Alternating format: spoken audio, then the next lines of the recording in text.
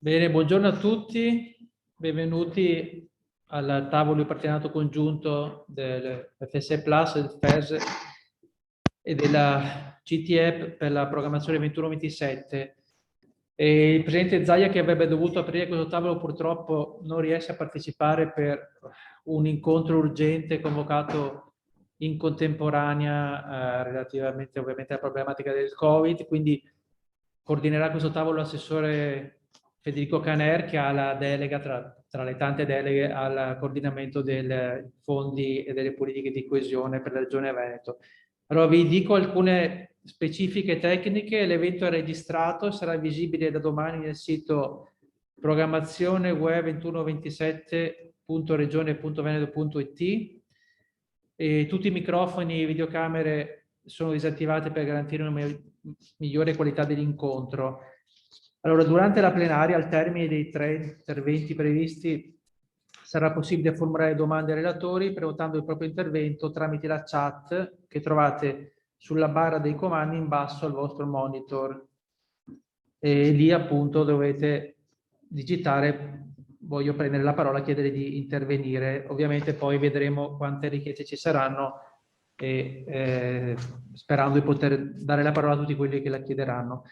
E tutti i materiali che vi faremo vedere, le slide eccetera, saranno pubblicati sul sito della regione che vi ho appena detto, e quindi insomma non è necessario prendere appunti eccetera, comunque le slide sono disponibili.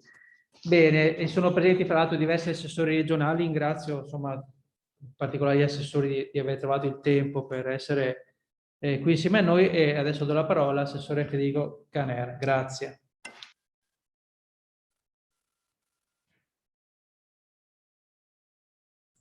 Eccomi qua, buongiorno a tutti, cercavo il microfono da accendere.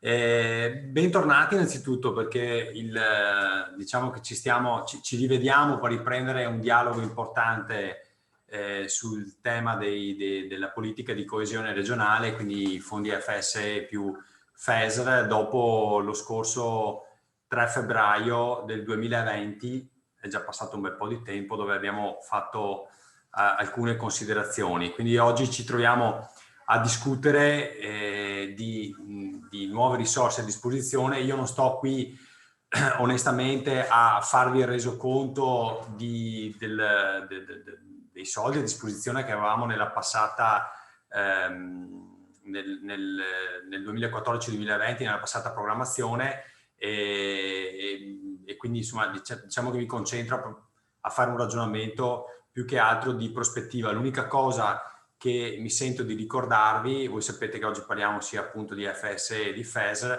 è quei 253 milioni che abbiamo utilizzato, quel valore complessivo di risorse relative alle misure emergenziali che abbiamo utilizzato nel famoso accordo provenzano, che probabilmente vi ricorderete. Qui abbiamo spostato risorse, circa il 15% dei POR FSE e il 22% del FESR, quindi in sostanza 119 milioni dall'FSE e 134 dal FESR, per diciamo supportare alcune politiche che ci erano state richieste con l'accordo provenzano. Qua ricordo i 75 milioni di euro per quanto riguarda tutti i dispositivi di attrezzature e spese sanitarie, i 70 milioni dedicati al mondo del commercio, dei servizi alla persona, della ristorazione, del turismo, i 90 milioni di euro impiegati per il pagamento di salari e stipendi ai lavoratori, diciamo, dei settori maggiormente colpiti dalla crisi, e i 18 milioni di attività di cura prestate ai servizi privati dell'infanzia, quindi scolastici, socioassistenziali e quant'altro. Questo per dirvi che quelle risorse che abbiamo, diciamo, utilizzato nell'accordo provenzano sono andate a finire in queste particolari iniziative, diciamo, di emergenza. Oggi ci troviamo a discutere di un nuovo scenario, quindi oggi abbiamo circa oltre 1 miliardo, 1074 miliardi di euro, scusate, complessivi del quadro finanziario pluriennale della programmazione 2021 e 2027, più i 750 miliardi, quindi sto parlando ovviamente della cifra complessiva nazionale del Next Generation EU. E quindi qui noi dobbiamo concentrarci per quanto riguarda il tema della competitività sostenibile, garantire l'equità sociale e diciamo costruire anche quella che è la nostra resilienza, conseguendo indubbiamente gli obiettivi di trasformazione verde e digitale che ci siamo messi come criterio da seguire. Velocemente, noi abbiamo la necessità di coordinare, di mettere in sinergia quelli che sono gli obiettivi dell'FSE e del FESR nuovo con diciamo l'intervento del PNRR regionale e il PRR regionale, che come ben tutti sapete è il piano regionale per la ripresa e la resilienza. Ecco, compito nostro sarà anche quello di cercare di mettere in sinergia, quindi di valorizzare e evitare insomma di utilizzare doppioni, quindi usare bene queste risorse in sinergia con gli altri piani che abbiamo a livello nazionale, ovviamente sapendo che gli obiettivi sono quelli di un'Europa più resiliente, più verde, più digitale. Questi sono un po' gli indirizzi che ci vengono dati a livello nazionale. Noi quindi dobbiamo in sostanza giocarci bene le nostre carte, quindi oggi siamo qui un po' per discutere di questi criteri. Noi oggi stiamo portando avanti il negoziato con il Ministero. Prima avevamo fatto quel famoso accordo di cui vi parlavo con il Ministro Provenzano, ora stiamo discutendo col Ministro Carfagna e in base alla nota diciamo, della Commissione Europea dello scorso 10 novembre, con riferimento ai fondi FESR ed FSE, è stato previsto un incremento tra l'altro quasi del 20%, esattamente del 19,8% delle risorse assegnate all'Italia alle diverse categorie di regioni. Quindi ovviamente qua si passa da un valore complessivo di 34 miliardi scusate, di 34 mila milioni di euro del ciclo 21 del 2014-2020 a 41.150 del ciclo 21-27. Quindi ovviamente stiamo parlando di parecchie risorse in più.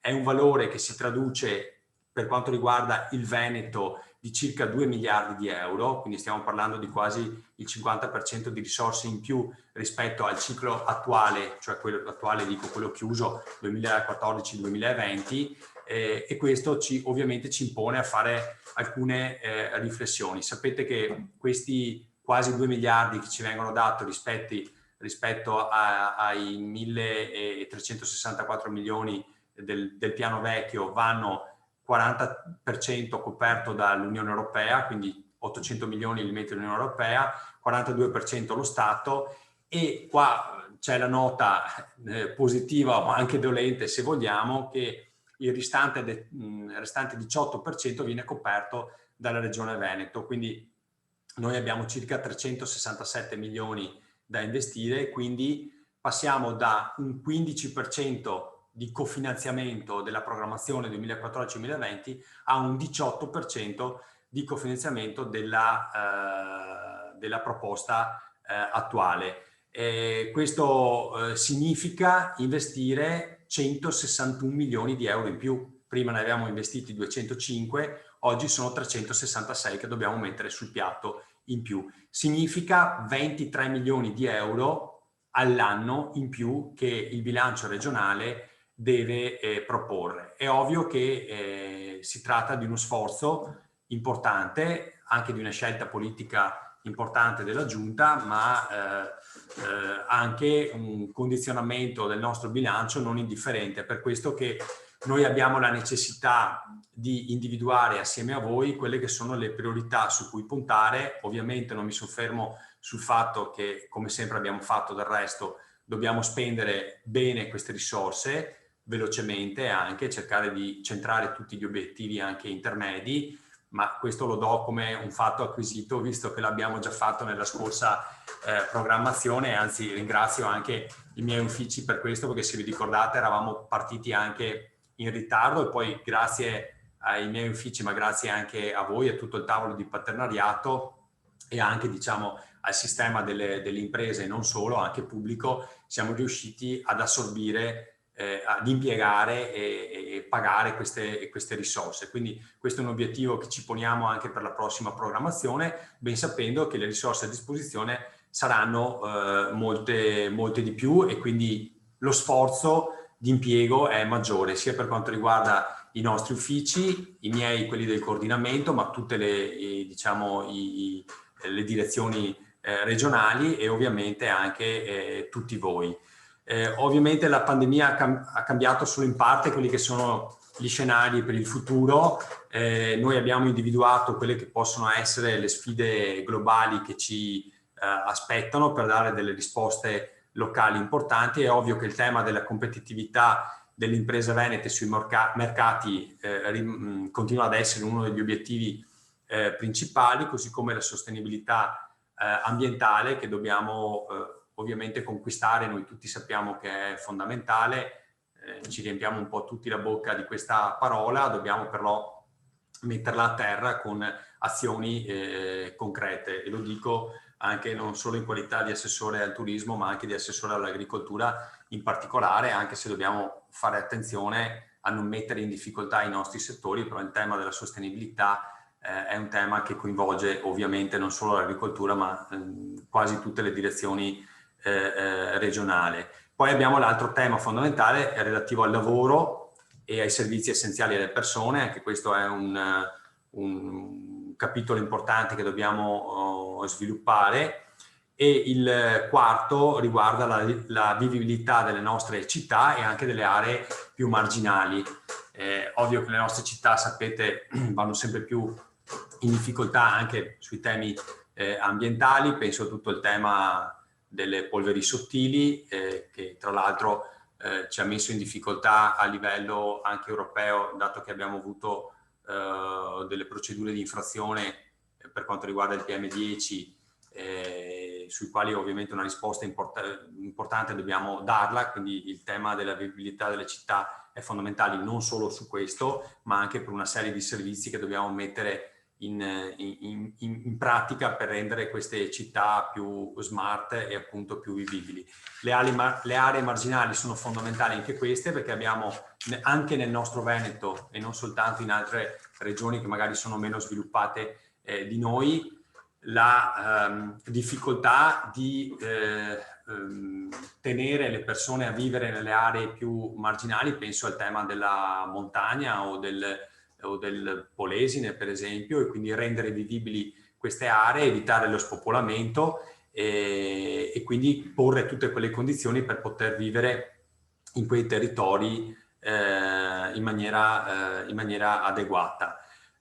Quindi il tavolo di partenariato oggi riparte, ha un ruolo ovviamente insostituibile della costruzione di quello che è il Veneto del 2030 in sostanza, e in questa fase di definizione dei programmi il partenariato, secondo una logica di complementarietà con gli altri strumenti, come vi dicevo prima, di programmazione, non ultimo il PRRR di cui vi parlavo prima, dovrà cooperare insieme, ovviamente, come abbiamo già fatto in passato, dovrà cooperare con l'amministrazione regionale, in particolare su 3 questioni. Una è interpretare quelle che sono le esigenze da cogliere, quindi ci dovete aiutare a capire di cosa ha necessità il territorio per raggiungere gli obiettivi che prima vi ho detto, definire e selezionare le priorità, quindi dobbiamo ovviamente su questo confrontarci per capire quali sono gli obiettivi strategici da perseguire, e ovviamente anche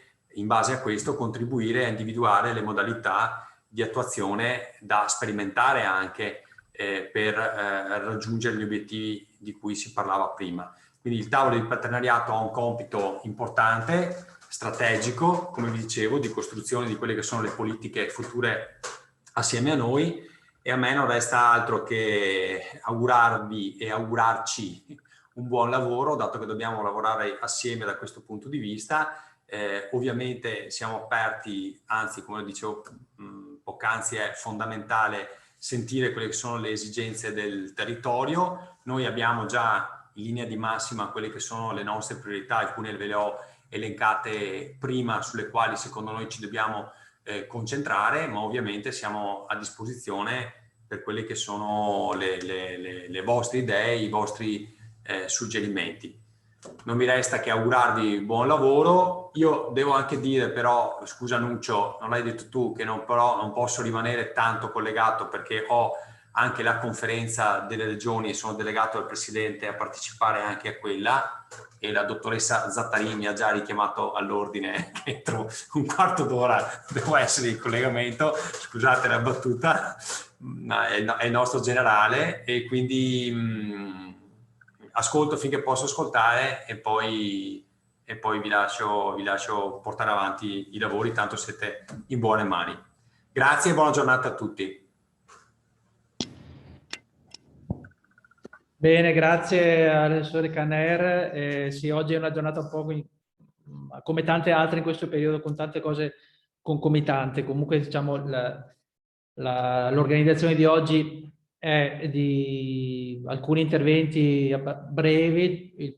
Il primo lo farò adesso io, il secondo lo farà la dottoressa Pesce dell'Ufficio Statistica della Regione, che insomma collabora con noi da tempo anche insomma per la stesura del primo documento che è stato presentato dal Presidente Zaia il 3 febbraio dell'anno scorso, e poi un intervento del dottor Cecchinato che darà conto un po' degli esiti del primo confronto partenariale dei contributi che erano comunque arrivati, e presenterà i tavoli che abbiamo organizzato, che stiamo organizzando, che partiranno dalla prossima settimana e arriveranno a fine maggio 4 tavoli, che poi saranno quelli effettivamente operativi e nei quali vi chiederemo di partecipare e di contribuire operativamente. Purtroppo li dovremo fare in call, ma comunque con una metodologia che ci consentirà di raccogliere contributi, proposte, eccetera. Allora partiamo con poche slide che farò velocemente, perché ovviamente poi il tavolo, tutti voi siete esperti e quindi la materia è ben conosciuta, quindi magari mi soffermo solo su qualcosa. Allora, questo è, come sapete, la politica di coesione è la principale politica di investimento. Sapete quali sono insomma gli obiettivi. Mi soffermo solo su una cosa che non sempre è così chiara. Il quadro di riferimento della politica di coesione è di 7 anni, ma c'è sempre sostanzialmente una coda di attuazione, quindi la programmazione attuale 14-20 si concluderà a dicembre 2023 e il prossimo ciclo di programmazione, che di fatto è in ritardo di un anno sostanzialmente, 21-27, poi si concluderà alla fine del 2030. Quindi quello che stiamo facendo riguarderà il Veneto, insomma, di questi sostanzialmente 10 anni fino al 2030. Questo lo sottolineo perché a volte anche in articoli che escono sulla stampa, eccetera, non è mai chiaro questo punto, insomma, ed invece è abbastanza importante sottolinearlo. Però, come diceva il Sori Caner, i fondi della programmazione attuale, sia del Fondo Sociale che del FER, sostanzialmente sono tutti utilizzati, anzi siamo in overbooking abbastanza consistente. Alla politica di coesione è destinato circa 1/3 delle risorse del bilancio dell'Unione Europea. Questa slide serve solo a capire a livello macro, perché credo che possa essere interessante. A sinistra avete il quadro finanziario pluriennale a maggio 2018, quindi pre-Covid. La cifra complessiva prevista in quel momento era di 1.279 miliardi.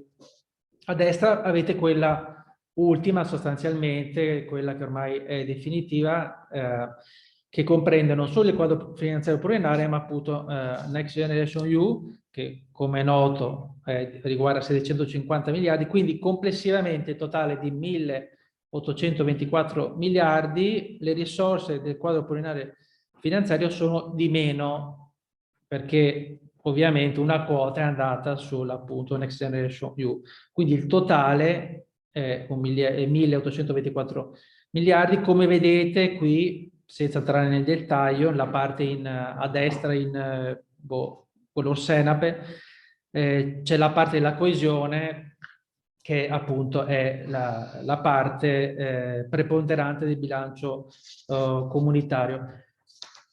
Questo cosa comporta? L'ha detto già l'assessore Caner, dico anche io, comporta che a livello di politica e coesione, quindi FSE Plus e FES, programmazione 21-27, benché ancora ci sia una trattativa in corso piuttosto accesa sia a livello tecnico e anche a livello politico, le risorse che avremo per la politica di coesione in merito saranno in aumento significativo, e questo credo che sia una notizia molto importante. Aumento significativo, le cifre le ha date più o meno anche l'assessore Canerba, insomma basta fare due conti, stiamo parlando di un 20% almeno, in più, anche di più.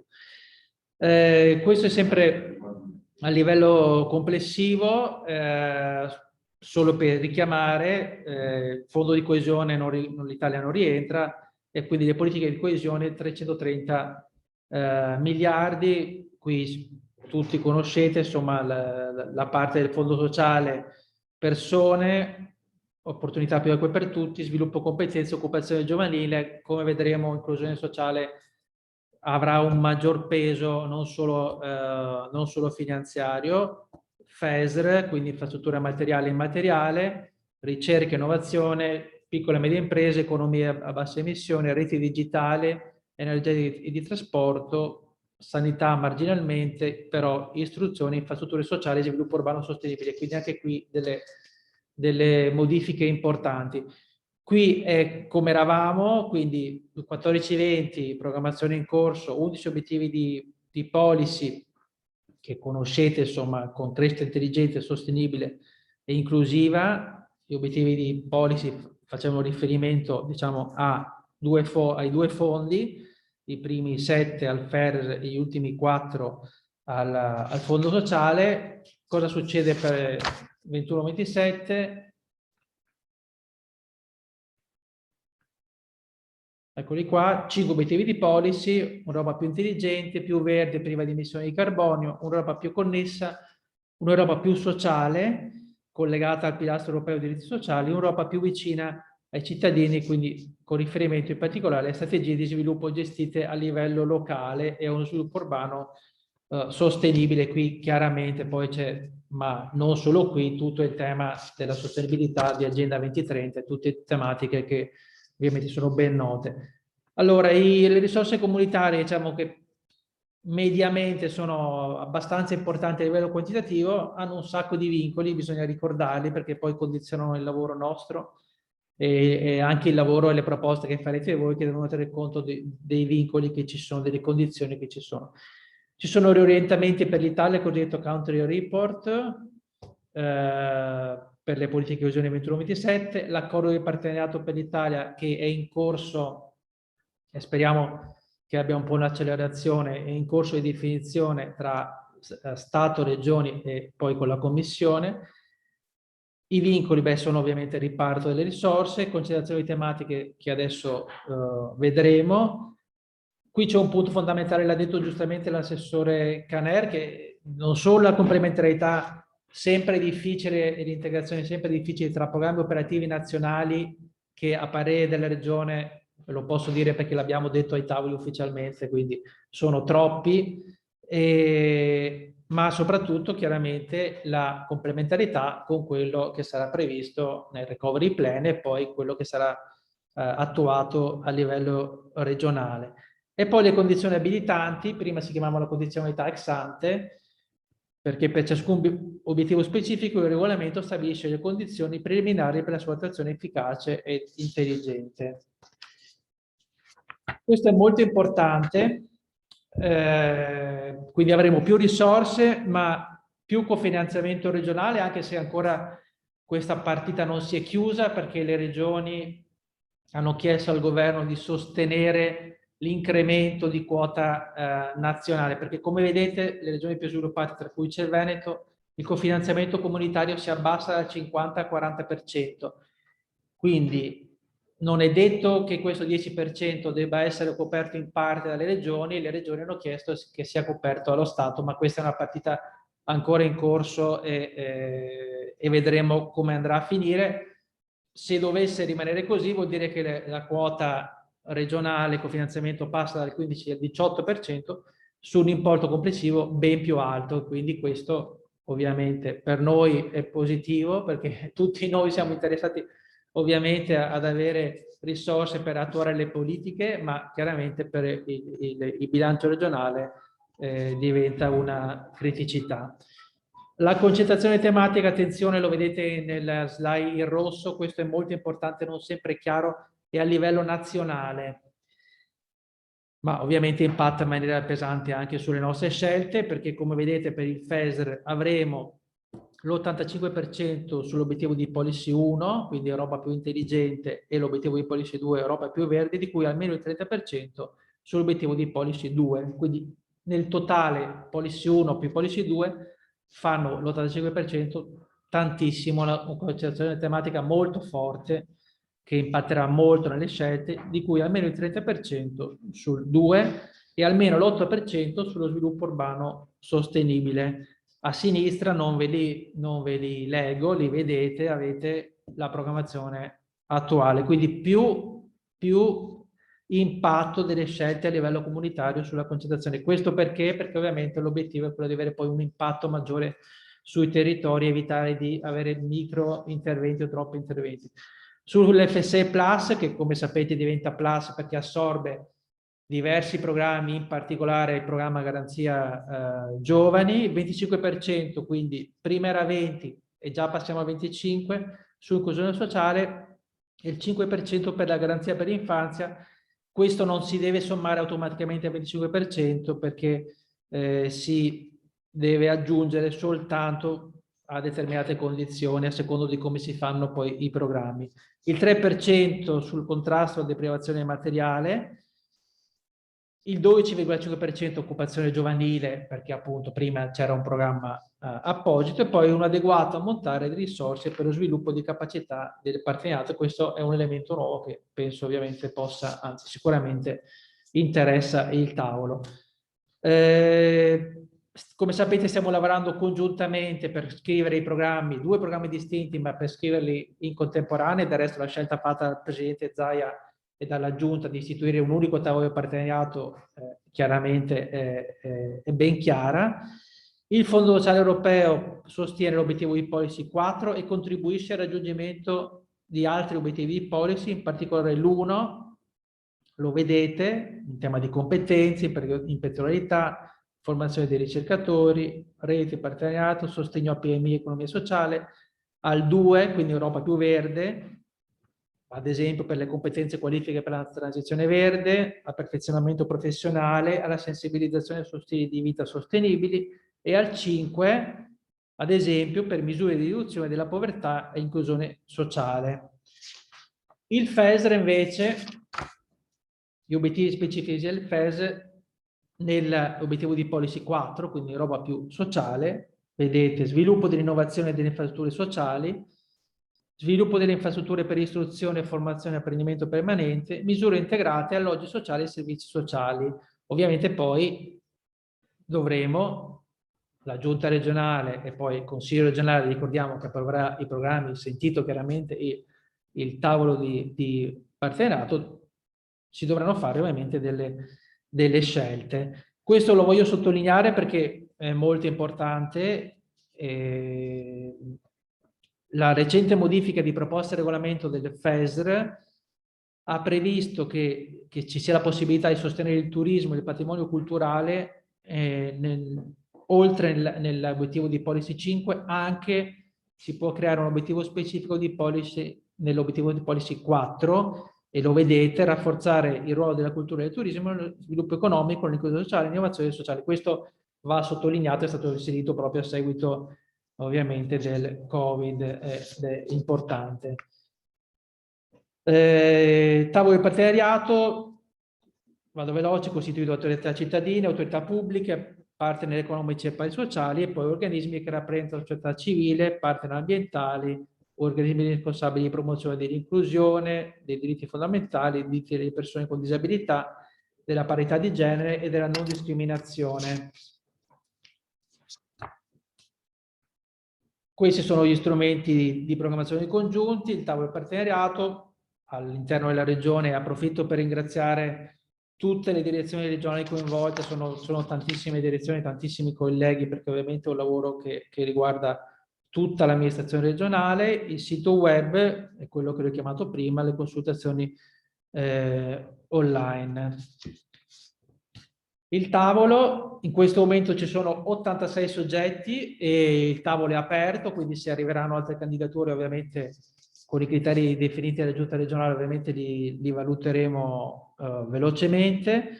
E vedete sostanzialmente i soggetti. Abbiamo raccolto 34 contributi,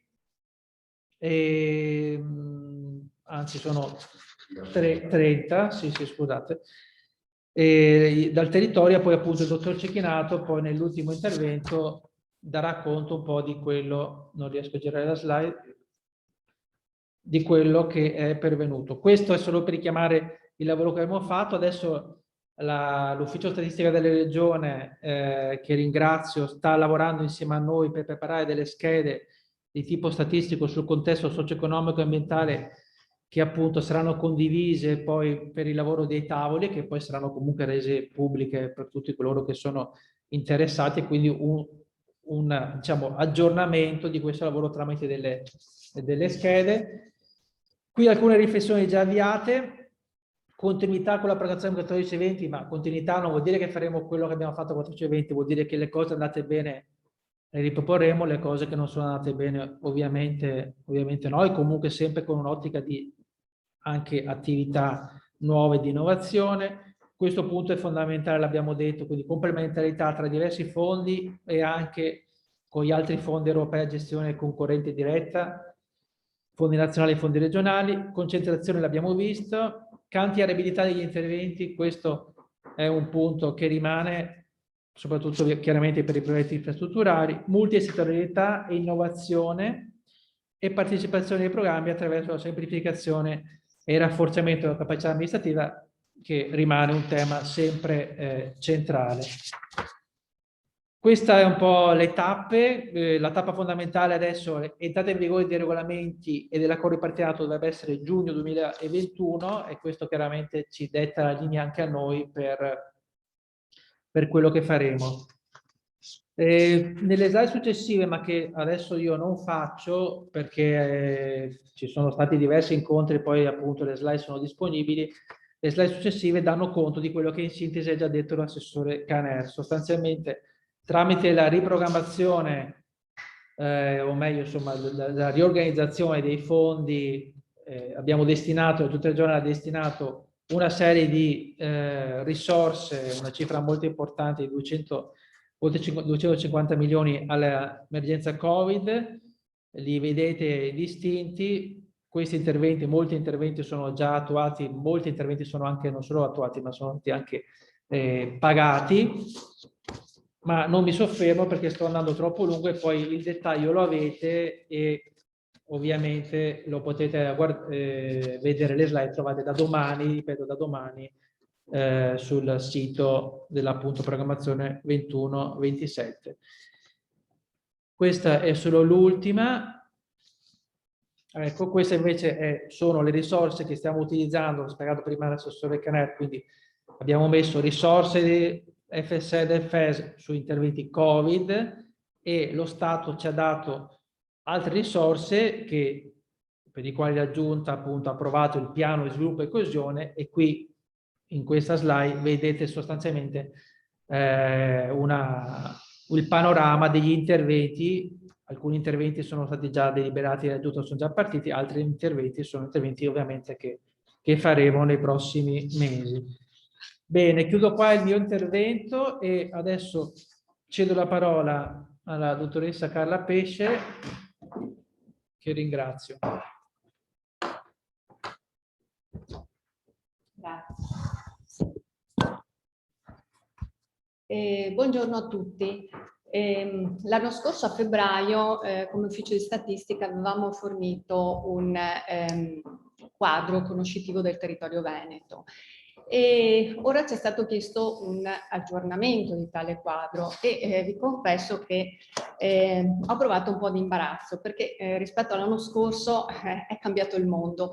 La pandemia, le necessarie misure di contenimento del Covid-19 hanno stravolto le nostre vite, hanno stravolto l'economia con impatti sociali e territoriali rilevanti. E purtroppo non sempre i dati ufficiali hanno la tempestività necessaria a descrivere quanto sta succedendo e soprattutto a dare delle linee di tendenza per il futuro. Le principali componenti socio-economiche hanno avuto uno shock non previsto e probabilmente si verificheranno dei cambiamenti radicali anche a livello strutturale. Non mi resta che indicare i principali dati del 2020 mettendoli a confronto con un 2019 che ormai sembra un passato lontanissimo e cercare di descrivere gli elementi strutturali del nostro territorio mettendo in luce gli ambiti di miglioramento e i punti di forza da cui ripartire. Il Covid-19, abbiamo detto, ha causato uno shock generalizzato senza precedenti storici che coinvolge sia l'offerta con la chiusura di attività e l'interruzione delle catene del valore, sia la domanda. Gli effetti del lockdown sull'economia mondiale si sono fatti sentire pesantemente e questo contesto, tra l'altro, si sviluppa da una situazione già in decelerazione dell'economia mondiale. E quindi si arriva ad una stima per il 2020 del PIL mondiale di un meno 3,3%, molto peggio rispetto a quanto successe nella crisi finanziaria del 2008-2009. Si stima una caduta del 3,5% per gli Stati Uniti e del 6,6% per l'Unione Monetaria. La Cina si è invece ripresa più velocemente, tanto da registrare già nel 2020 una variazione positiva del 2,3%. Per quest'anno 2021 si ipotizza, grazie alla vaccinazione massiva, una ripresa con tassi di crescita anche notevoli, ma non tutti i paesi riusciranno a compensare le perdite del 2020. In Italia, dopo la battuta d'arresto di fine 2019, lo scoppio della pandemia porta alla recessione più rilevante del dopoguerra. Quindi nel 2020 le conseguenze sono stimate in una caduta del PIL reale dell'8,9%. Si stima che il Veneto abbia lo stesso andamento, quindi meno 8,9%. La domanda interna veneta cade per il crollo dei consumi delle famiglie e degli investimenti. Attenzione però che l'impatto economico degli effetti del Covid-19 nella prima ondata di marzo-aprile si stima lievemente più intenso in Veneto rispetto al resto d'Italia. Per il resto dell'anno però il Veneto mostra una capacità di reazione superiore rispetto alla media per arrivare appunto a un andamento stimato simile a quello nazionale. Il 2021 si apre ancora all'insegna dell'emergenza sanitaria e nelle previsioni del 2021 si ipotizza che il PIL del Veneto dovrebbe crescere del 5,5%. Si prevede che si tornerà nei valori pre-pandemia soltanto nel 2022, grazie alla spinta forte degli investimenti in un territorio altamente produttivo come appunto quello veneto. Le forti contrazioni dell'attività produttiva si fanno sentire in tutti i principali paesi, quindi con effetti molto marcati sugli scambi commerciali. Anche in ambito regionale, malgrado il recupero negli ultimi mesi dell'anno, dopo il crollo di marzo-aprile, il 2020 si chiude con una contrazione complessiva delle esportazioni pari al 8,2%. Una flessione leggermente inferiore rispetto a quanto succede a livello nazionale, dove il calo registrato è del 9,7%. Un sensibile calo delle vendite dei prodotti made in Veneto si registrano nei principali partner europei, quindi Francia, Regno Unito e Spagna. Nel principale mercato di riferimento per le merci venete, che è quello tedesco, la riduzione delle vendite però è contenuta, è pari a 1,8% e si registra anche un netto recupero proprio nell'ultimo trimestre del 2020. Le uniche note positive arrivano dal mercato elvetico e a livello settoriale dal comparto chimico-farmaceutico, grazie soprattutto alla vendita di medicinali. mentre sono purtroppo consistenti le riduzioni del fatturato estero in altri due comparti essenziali per il Veneto, che sono la moda e i macchinari. Ecco, le imprese, le dinamiche della demografia di imprese sembrano mostrare estrema cautela di fronte all'incertezza sulla durata della pandemia e sugli effetti delle politiche di emergenza in supporto alle imprese. Le imprese venete a fine 2020 sono 427.517, in calo dello 0,6 rispetto a fine 2019, quindi sostanzialmente stabili e con la stessa tendenza dell'anno precedente. Ma è ancora presto per vedere degli effetti sulle cessazioni di un'impresa. L'impatto si può misurare ora in termini di natalità. La natalità è ovviamente in calo in tutti i trimestri del 2020. È interessante invece notare, come vedete nella parte destra della slide, gli effetti della prima e seconda ondata emergenziali rilevate proprio da una specifica indagine Istat. Nella prima ondata, quindi si parla di marzo-aprile, il 70,9% delle imprese venete è stato coinvolto dal blocco delle attività ed è pesante il risvolto sul fatturato. Il 12,6% di imprese venete ha azzerato completamente il fatturato in questo bimestre. Nella seconda ondata la situazione è risultata meno pesante. Nel periodo che va da giugno a ottobre è il 2,1% la percentuale di imprese che non ha registrato fatturato. Relativamente al mercato del lavoro, la pandemia cade come un fulmine a ciel sereno. Infatti il 2019 era stato un anno particolarmente positivo, con occupazione in crescita e disoccupazione in calo. Secondo i dati usciti da poco della rilevazione sulle forze di lavoro di Istat, nel 2020 diminuiscono fortemente gli occupati e aumentano disoccupati e inattivi. In un anno gli occupati scendono del 2,4% e le persone in cerca di lavoro aumentano dello 0,2%. Quest'ultimo valore però deve essere letto assieme al dato degli inattivi, che cresce del 5,3%. In particolare sono le donne a subire una forte contrazione nell'occupazione e un aumento elevato di inattività. Praticamente aumentano le donne che non cercano nemmeno lavoro perché sanno che in questo momento sarebbe inutile. Le ore di cassa integrazione guadagni forniscono un'idea molto chiara della situazione. In tutto nel 2019 erano state concesse alla nostra regione 17 milioni di ore, nel 2020 ne sono state autorizzate 344 milioni. Le assunzioni sono crollate, si registrano il 22,3% di assunzioni in meno e tutti i settori hanno registrato perdite, anche se con intensità diverse. Il 2020 risulta particolarmente grave per il settore del commercio, alberghi e ristoranti, che ha impiegato il 9,8% di occupati in meno rispetto al 2019. Abbiamo parlato di alberghi e quindi passiamo al turismo. Ad un 2019 che è stato contrassegnato da record storici per tutte le tipologie di destinazioni. Si pensi che in Veneto sono stati superati 71 milioni di presenze. Si contrappone la situazione 2020. Il 2020 era iniziato molto bene per il turismo veneto, con un gennaio che aveva registrato un aumento dei flussi dell'8,1% grazie alle abbondanti nevicate in montagna, ma insomma tutti i comprensori turistici erano stati beneficiati da questi flussi. Si è assistito poi a un crollo dei flussi turistici di marzo, aprile, maggio e giugno.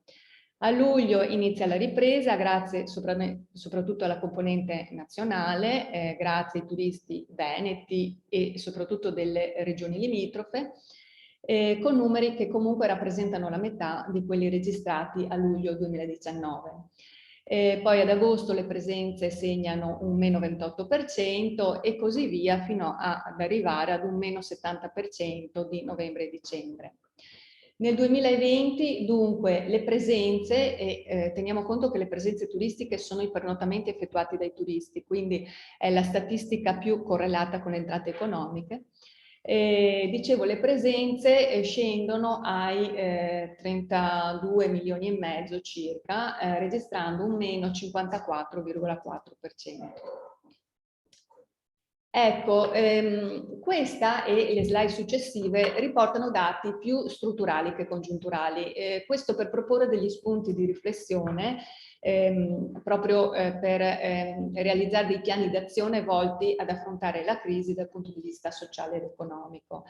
Questa straordinaria situazione emergenziale avrà probabili ripercussioni in termini di aumenti di povertà e di disagio sociale.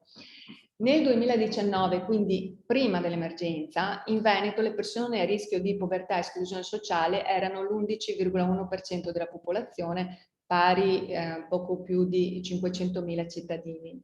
A incidere sulle disuguaglianze sono anche le spese per l'abitazione, il 3,7% delle persone spende per la casa più del 40% del proprio reddito familiare. Per il Veneto non sono ancora disponibili i dati 2020 sulla povertà, ma Istat ha già diffuso dei dati sulla povertà assoluta a livello di ripartizione territoriale. Risulta che l'impatto più negativo si è avuto proprio nel nord del paese, con un aumento del 30% delle famiglie povere e del 39% delle persone povere. Quindi nel 2020 purtroppo si azzerano i miglioramenti registrati nel 2019, arrivando a superare abbondantemente i livelli di povertà che erano stati raggiunti con la crisi del 2008. L'altro aspetto rilevante riguarda l'importanza della tecnologia riscoperta ai tempi di Covid, evidenziandone le potenzialità ma anche qualche limite. In Veneto le famiglie che nel 2019, quindi pre-pandemia, a casa non avevano un computer o un tablet erano ben il 31,5%. Si evidenziano poi anche alcune difficoltà nell'accesso alla rete. Aumenta, è vero, la copertura di banda ultralarga nel territorio regionale, ma se si guarda le infrastrutture di nuova generazione ad altissima capacità, nel 2019 solo il 21% delle famiglie venete risiede in una zona servita da questa tecnologia contro un 44% dell'Unione Europea. E l'inclusione sociale è stata messa a dura prova anche nell'ambito dell'istruzione del lavoro. Abbiamo già visto nelle slide precedenti quanto forte sia stato lo shock sul mondo del lavoro, tra i più colpiti i lavoratori del turismo e anche i precari, che nel 2019 erano ben 259.000. Vorrei anche evidenziare i lavoratori nel settore della cultura. La cultura è anch'esso uno dei settori più danneggiati dal lockdown, però può essere anche una buona leva di sviluppo, in quanto dobbiamo ricordare che il solo mondo degli spettacoli muove solitamente in un anno in Veneto un volume d'affari di circa 800 milioni di euro. Dal lato istruzione, a partire da fine febbraio 2020 sono circa 700.000 gli studenti che non hanno potuto seguire l'anno scolastico in aula. Il rischio di lasciare indietro qualcuno è alto. In Veneto il tasso di abbandono nel 2019 era 2019 ed era uno dei più bassi in Italia, e si spera che non aumenti questo tasso. Veniamo alle imprese. Per quanto riguarda le imprese abbiamo dei dati abbastanza freschi perché Istat ha messo a punto un'indagine presso le imprese con almeno 3 addetti proprio nell'anno 2020 per capire come la situazione abbia impattato sulle strategie, sulle scelte di investimento del sistema produttivo. In particolare si nota la forte accelerazione nell'utilizzo delle tecnologie digitali da parte delle imprese. L'emergenza sanitaria ha contribuito all'aumento delle imprese che vendono beni e servizi tramite web, un canale adottato in precedenza dal 10,2%, ora riguarda il 17,4% delle imprese. Risulta in crescita la presenza sui social media, questo aspetto viene introdotto, migliorato da un ulteriore 15,7% delle imprese. La stessa indagine ci mostra che in realtà la spesa complessiva per investimenti nel secondo semestre è aumentata soltanto per il 7,4% delle imprese. In realtà, anche se la maggior parte delle imprese ha contratto gli investimenti, in realtà l'area relativa alla tecnologia della digitalizzazione è stata favorita un po' da tutte le imprese. Ecco, io mi fermerei qui, ulteriori dati sono disponibili sul nostro sito internet, in particolare vorrei ricordare le news settimanali e gli statistiche flash mensili e il nostro bollettino di scenari economici che è trimestrale. Lascio la parola al dottor Cecchinato.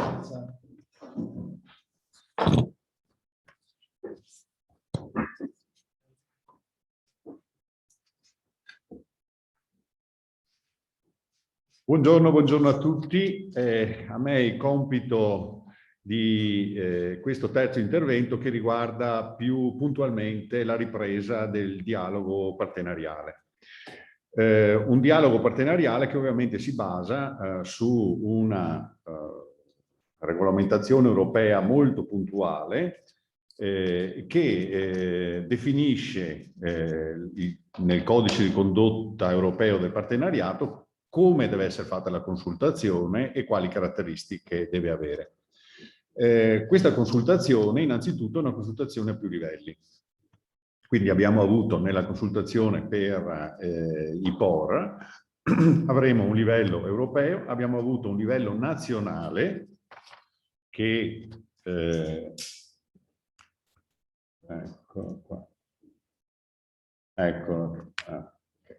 Un livello europeo, un livello nazionale e poi adesso stiamo conducendo un livello regionale a cui seguirà un livello anche locale, subregionale, questo per la programmazione soprattutto delle aree particolari che dovranno essere programmate all'interno dei POR, quindi lo sviluppo urbano sostenibile, le aree urbane e le aree interne. Ovviamente la consultazione segue tutto il ciclo della programmazione a partire dalla pianificazione per arrivare poi anche a tutti gli aspetti attuativi. Il regolamento poi definisce anche come deve essere fatta quindi questa consultazione, quindi il partenariato deve avere la possibilità effettivamente di incidere e di intervenire e deve essere anche ascoltato. Questo coinvolgimento del partenariato per quanto riguarda la fase diciamo vera e propria di programmazione è proprio quello che stiamo conducendo, abbiamo condotto fino a maggio dell'anno scorso e che stiamo adesso riaprendo attraverso tutta una serie di iniziative che poi verrò ad illustrarvi.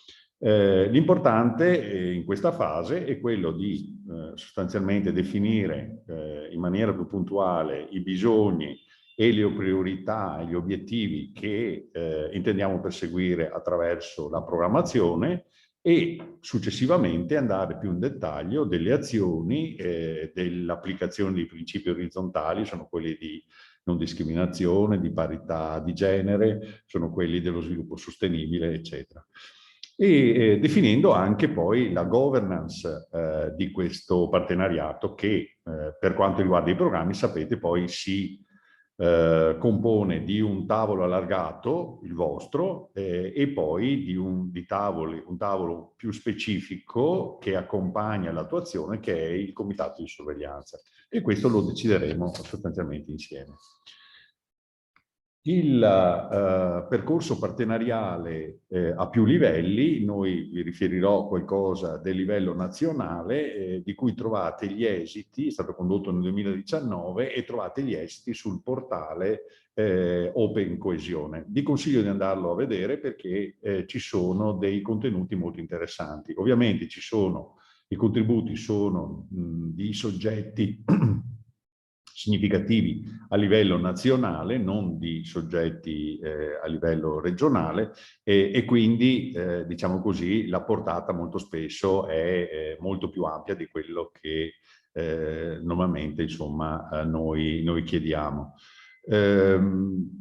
A livello nazionale adesso stiamo facendo partenariato con il Dipartimento Politica e Coesione e con la Presidenza del Consiglio, sostanzialmente per il riparto dei fondi e per la definizione puntuale dell'accordo di partenariato, che è questo documento fondamentale che dovrà essere predisposto e approvato immediatamente a ruota della pubblicazione dei regolamenti che ci sono stati annunciati per giugno. Da quel momento i regolamenti, la bozza di regolamenti, prevedono che ci siano 3 mesi per la presentazione dei programmi. Però già l'accordo di partenariato definirà, per esempio, le dotazioni finanziarie e ovviamente le linee generali di spesa per le diverse categorie di regione.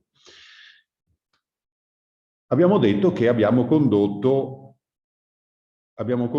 una consultazione partenariale regionale nel corso del 2020, a partire da quell'evento del 3 febbraio 2020 che oggi abbiamo anche ricordato.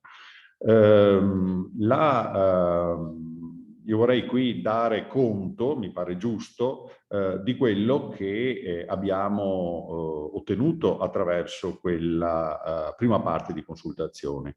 Tra gli 86 membri del partenariato hanno portato dei contributi 30 soggetti. Qui vedete la distribuzione di questi soggetti, diciamo che è parzialmente rappresentativa di quella che è anche la proporzione poi tra i vari soggetti presenti appunto nel partenariato. Vorrei sottolineare che c'è stata una partecipazione più ampia, significativamente più ampia, dei soggetti, diciamo, territoriali, quelli che abbiamo definito soggetti con rappresentatività locale, quindi province, comuni capoluogo, GAL, eccetera, più che delle associazioni o dei soggetti comunque rappresentativi a livello regionale. Questo vuol dire che la dimensione territoriale è significativa nella nostra regione, insomma, che è infatti una regione di campanili. Un altro aspetto della consultazione partenariale 2020 che vorrei così significare è l'attenzione, diciamo così, a una serie di contenuti che si sono riproposti nella maggior parte dei contributi. Queste tematiche trasversali sono effettivamente tematiche centrali nella nuova programmazione. Prima di tutto la digitalizzazione. Tra imprese e PA ci sono stati molti contributi che hanno sottolineato questa tematica, come anche il tema della formazione e delle competenze, che sono fondamentali, trasversali, per lo sviluppo di qualsiasi attività e di qualsiasi intervento che noi vogliamo anche fare con questi fondi. Un tema molto sensibile è quello della connettività, sia quella digitale, sia quella, diciamo, più classica, intesa soprattutto come interventi sulla mobilità, in diversi, tra l'altro, obiettivi di policy. Quindi è una precondizione probabilmente questa, soprattutto la connettività digitale, di cui tutti purtroppo sentiamo la carenza. Un altro tema che è uscito è quello, proprio a livello locale, è quello di un approccio, di una governance diversa per la gestione degli interventi territoriali, quindi un approccio per aree funzionali. Cosa sono queste aree funzionali? Sono sostanzialmente aree un po' più vaste, nel caso dello sviluppo urbano sostenibile, di quelle strettamente del capoluogo, o di aree che sono logicamente comprese in territori sufficientemente ampi per quanto riguarda invece le aree interne. Quindi qua si chiede anche un modello, un approccio diverso. Un altro apporto di tipo generale che credo sia opportuno sottolineare è che molti contributi si sono concentrati anche sulla strumentazione e sulle modalità di approccio alla programmazione e all'attuazione. C'è sempre il tema della semplificazione amministrativa che viene invocato in moltissimi contributi. C'è una sottolineatura significativa in molti interventi sulla necessità di supportare i beneficiari. Qui c'è scritto aziende, ma comunque in realtà riguarda tutti i beneficiari nella partecipazione ai bandi. Quindi probabilmente c'è una necessità di informazione e di accompagnamento maggiore di quella che siamo riusciti a esprimere in questa programmazione. Le linee progettuali dovevano essere più semplici, questa è una sfida, però devo dire anche che c'è anche l'esigenza poi nello stesso tempo di avere anche delle proposte che siano solide, che siano ben strutturate, e quindi queste due cose non necessariamente sono in conflitto, però sicuramente è un lavoro particolare che bisogna probabilmente approfondire, con una richiesta di supportare meglio le nuove imprese. E questo, secondo me, col tema della ripresa e resilienza e con il tema del nuovo sviluppo per le PMI, questo è un tema assolutamente centrale e importante. Una richiesta abbastanza diffusa è stata quella di lavorare a livello territoriale cercando di mettere insieme più soggetti, quindi progetti più complessi, più articolati, perché questa è una condizione di efficacia. Molti hanno sottolineato la necessità, ma questo ad ogni livello di partenariato, questo è stato sottolineato da tutti, la necessità di essere molto aderenti agli obiettivi dell'Agenda ONU 2030. E questo anche per il Veneto, che ha il suo documento di riferimento Veneto Sostenibile 2030, questo sicuramente è una cosa che verrà portata avanti, e c'è stata anche una significativa, diciamo così, partecipazione per quanto riguarda il tema delle necessità di contemperare programmazioni del FEAS, quindi dei PSR, dei programmi di sviluppo rurali, insieme con quelle che sono le programmazioni invece del Fondo Europeo di Sviluppo Regionale, operando nelle stesse aree. La consultazione partenariale poi aveva, come sapete, anche un questionario online che proponeva di indicare le priorità per ciascun obiettivo di policy rispetto agli obiettivi specifici di cui è composto ciascun obiettivo di policy. Per quanto riguarda l'obiettivo Europa più intelligente, la sottolineatura principale sono quella rispetto ai temi della ricerca e dell'innovazione e quello della digitalizzazione, che abbiamo già detto prima. Diciamo che non è particolarmente o al pari degli altri sottolineato il tema della competitività PMI, però rendiamoci conto che è anche vero che la partecipazione del partenariato, soprattutto la componente privata o comunque economica, è stata poco significativa, quindi questo si spiega anche in questa maniera. Per quanto riguarda invece l'obiettivo di policy 2, qui c'è un errore sistematico copia e incolla, per cui è sempre OP1, in realtà questo è l'OP2, un'Europa più verde. Diciamo che le percentuali di massima attenzione, dove vedete le colonne verde scuro sono più cariche e più ampie, sono quelle relative alla biodiversità, l'ultima colonna a destra, e alla terza colonna, che è quella dello stoccaggio energetico. Questo sembra abbastanza singolare perché rispetto ai temi dell'efficienza energetica e della produzione di energia, credo che effettivamente lo stoccaggio sia un qualcosa che viene anche un po' dopo, però insomma questo è il risultato della consultazione. Mentre altrettanto sorprendentemente il tema del cambiamento climatico, della prevenzione e dei rischi è invece poco gettonato. È un sondaggio, diciamo così, che lascia un po' perplessi, almeno me. L'obiettivo di Policy 3, un'Europa più connessa, dà significativi riscontri per quanto riguarda il tema della connettività digitale, la prima colonna a sinistra, e per quanto riguarda la mobilità urbana multimodale sostenibile, l'ultima colonna a destra. Quando abbiamo fatto questo questionario online, questi due obiettivi erano ancora nell'obiettivo di Policy 3, nella priorità 3. In realtà adesso sono stati spostati, quindi l'ultima versione del regolamento porta la connettività digitale in obiettivo di Policy 1 e l'obiettivo della mobilità urbana multimodale sostenibile lo porta nell'obiettivo di Policy 2. Quindi, diciamo così, non li troviamo più nel 3, ma nell'1 e nel 2. Riportiamo però che l'interesse effettivamente principale in questo tema della connettività era rivolto a quei due aspetti. Per quanto riguarda l'OP4, c'è una prima slide che sostanzialmente riguarda poi il tema del lavoro e qui vedete che la massima focalizzazione c'è sui temi dell'occupazione che sono le prime due colonne, e poi anche della conciliazione e della partecipazione delle donne al mercato del lavoro, che è la quartultima colonna che vedete, insomma, una significativo espressione di preferenza.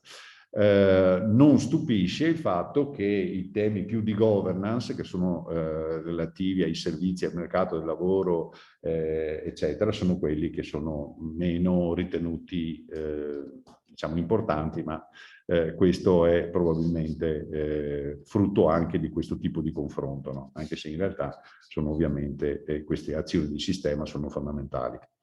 Per quanto riguarda invece il tema dell'istruzione e il tema sociale, che caratterizzano ancora di più, soprattutto questo,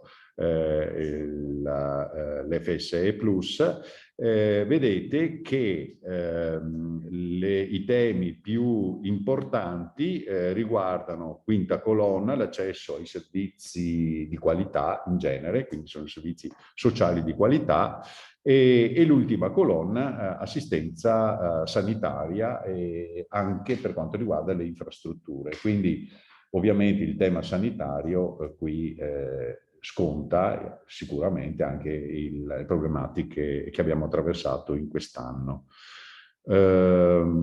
Meno rilevanti appaiono i temi della deprivazione materiale, terzultima colonna, e dei migranti, praticamente, l'integrazione socio-economica dei cittadini stranieri e delle comunità emarginate, la quarta colonna a partire da sinistra.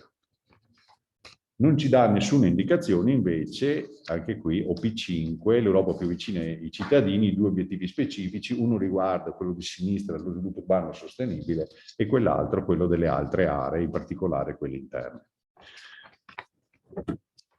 Allora, qui invece affrontiamo quello che è un po' il cuore anche della giornata di oggi, come pensiamo di riprendere il confronto partenariale. Allora, riproponendo innanzitutto i due strumenti, quello della consultazione online, quello che abbiamo appena commentato adesso, e quello invece dell'invio di contributi scritti da parte del partenariato.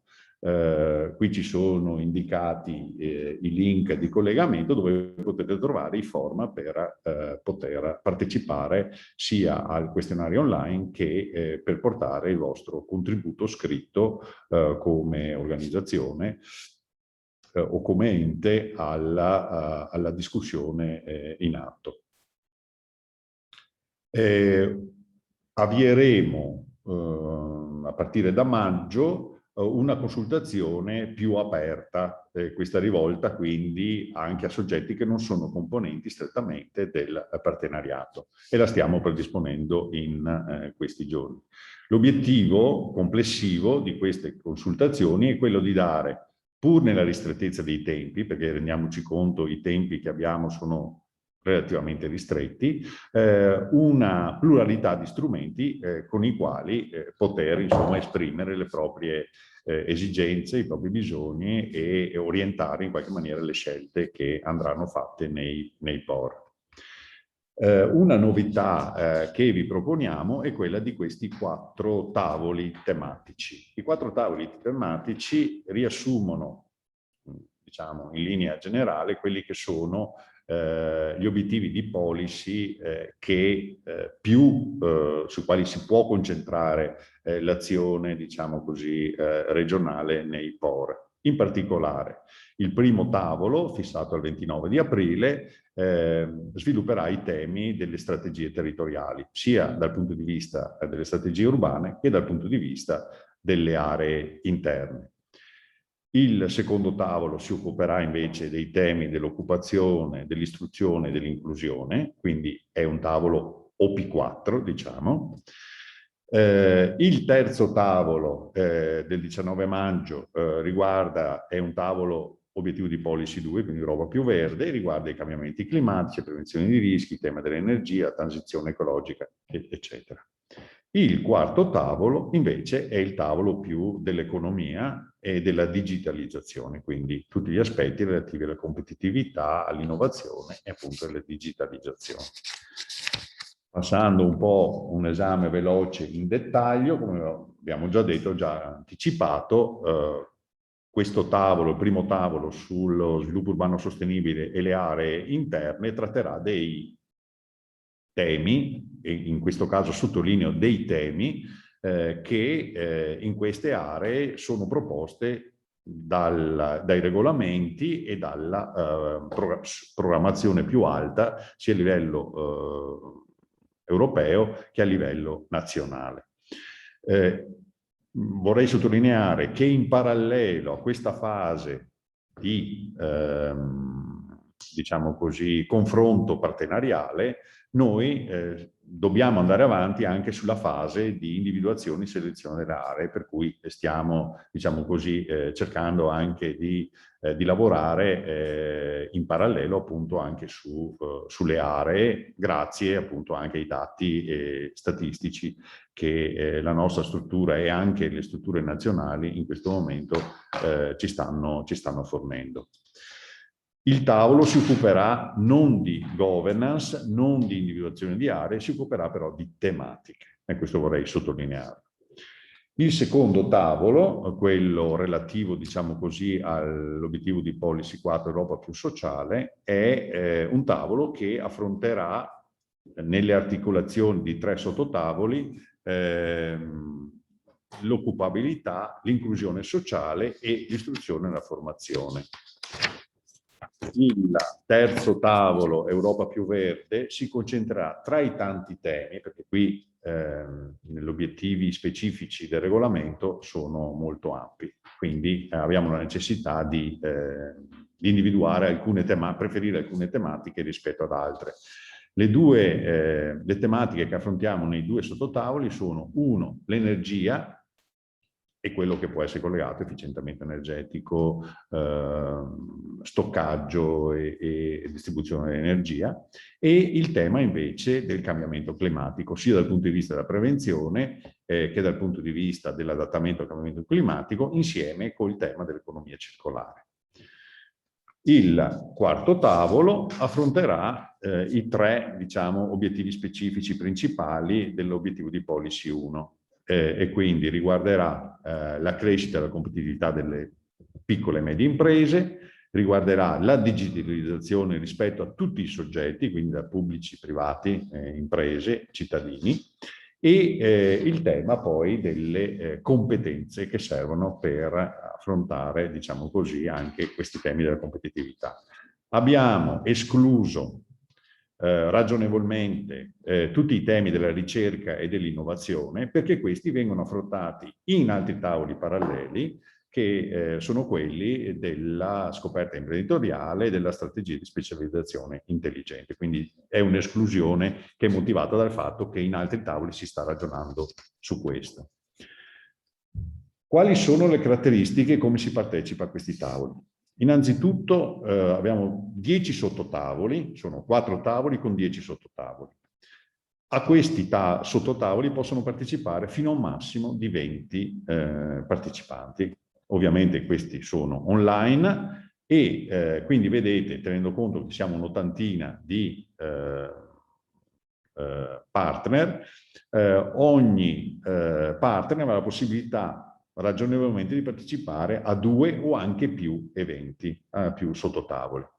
Quindi c'è posto per la partecipazione di tutti in queste stanze virtuali in cui ci si confronta attraverso poi la mediazione di un animatore e di un facilitatore. Abbiamo la necessità quindi però di regolare questa partecipazione, perché abbiamo detto non possiamo superare tecnologicamente i 20 partecipanti per sottotavolo. Allora, la metodologia che vi proponiamo sarà quella di fare delle scelte attraverso un form che vi inviamo a seguito di questa riunione e che dovrà essere compilato in maniera molto rapida, 23 aprile, quindi entro venerdì. Questo perché il primo tavolo è il 29, quindi abbiamo necessità di chiudere in fretta questa fase. Dovete sostanzialmente indicare la preferenza per i sottotavoli e per i tavoli di partecipazione. Poi cercheremo di accontentare il più possibile tutti, anche individuando eventualmente la sottopreferenza, diciamo così, la preferenza alternativa che voi stessi avete cura di indicare nel form che adesso così vi mostro. Allora, si parte dall'individuazione di un sottotavolo tra quelli proposti. Questo è il primo dei tavoli, quello sulle strategie territoriali. Quindi dovete individuare il sottotavolo che preferite, su cui preferite intervenire. Dovete indicare la persona che parteciperà. Siccome ogni membro del partenariato ha la possibilità di lavorare su tutti e 4 i tavoli, le persone possono essere anche diverse, però vanno indicate sia la persona sia il riferimento, l'email sostanzialmente. Quindi questo tutto molto semplice e molto intuitivo. Ecco. Qui è il secondo tavolo, qui avete la possibilità di indicare una preferenza per il sottotavolo, quindi tra occupabilità, inclusione, istruzione e formazione, e anche una seconda preferenza, perché ovviamente, siccome i sottotavoli sono 3, potete indicare nell'ordine quello che vi sembra più importante. L'ultima scelta che dovete fare è quella di dare una priorità ai tavoli. Quindi prima si scelgono i sottotavoli, poi si scelgono le priorità dei tavoli. Quindi se per per la città, immagino, è preferibile ovviamente partecipare al primo tavolo, indica la priorità al primo tavolo e poi indica le altre priorità. Quindi è una compilazione tutto sommato relativamente semplice. Le iniziative che riguardano la consultazione partenariale che faremo e che stiamo predisponendo in questi giorni riguardano anche alcuni interventi più, diciamo così, frontali e non partecipati come questi, che sono anche un po', effettivamente, anche un po' complicati da organizzare. E sono 2 webinar specifici su temi del Fondo Sociale Europeo Plus e 2 temi che stiamo individuando per degli webinar sul FES. Tutto si chiuderà il 30 di giugno 2021 con una plenaria, come oggi, in cui verrà chiuso, diciamo, questa fase partenariale e verranno presentati gli esiti di queste consultazioni, magari anche con qualche indicazione puntuale su quella su quelle che sono le bozze di POR che si stanno predisponendo. Ecco, io ho finito e penso si dia il via adesso un po' alle domande da parte dei componenti del tavolo.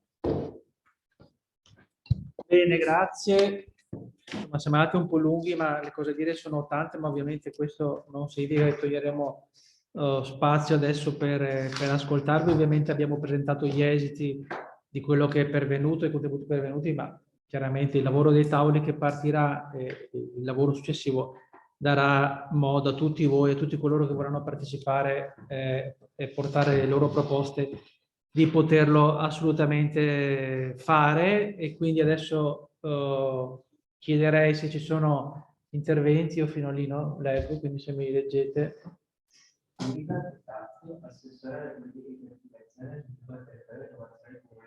Bene, l'assessore del Comune di Rovigo ha chiesto di intervenire. Chiaramente cerchiamo di fare interventi abbastanza brevi, però prego. Sì, buongiorno a tutti. Intanto grazie per questa prima convocazione che sicuramente apre ad un tavolo di confronto molto importante e molto interessante per realtà come quella del Comune di Rovigo, che ahimè nella precedente programmazione, soprattutto per quanto riguarda appunto il tema dello sviluppo urbano sostenibile, non era inserita.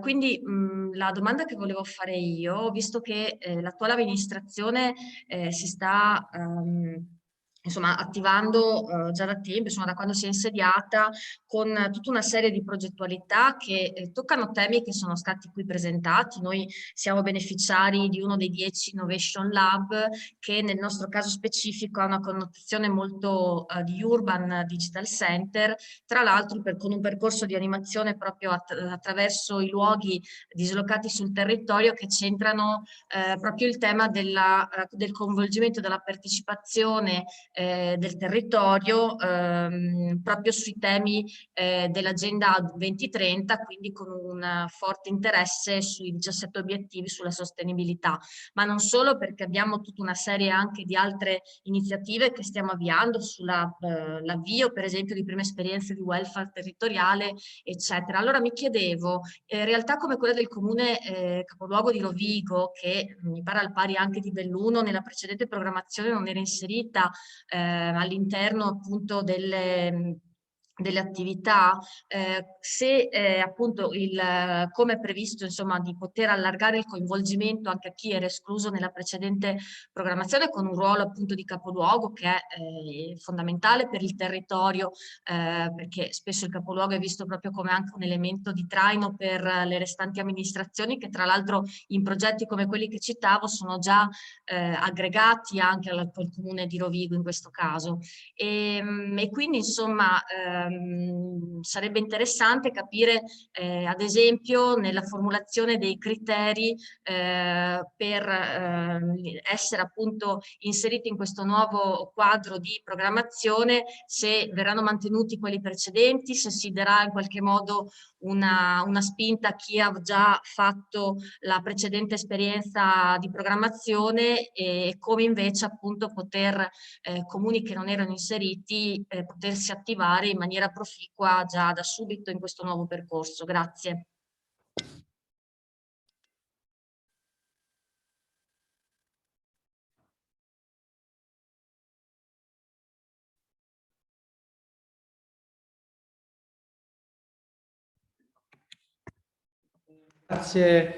Grazie, insomma, ovviamente ci sarà tempo per parlarne. Ha chiesto la parola a Gianfranco Refosco, cortesemente, beh, io lo conosco, sono il segretario generale della CISI, però cortesemente se scrivete anche l'organizzazione quando chiedete di parlare. Prego Gianfranco.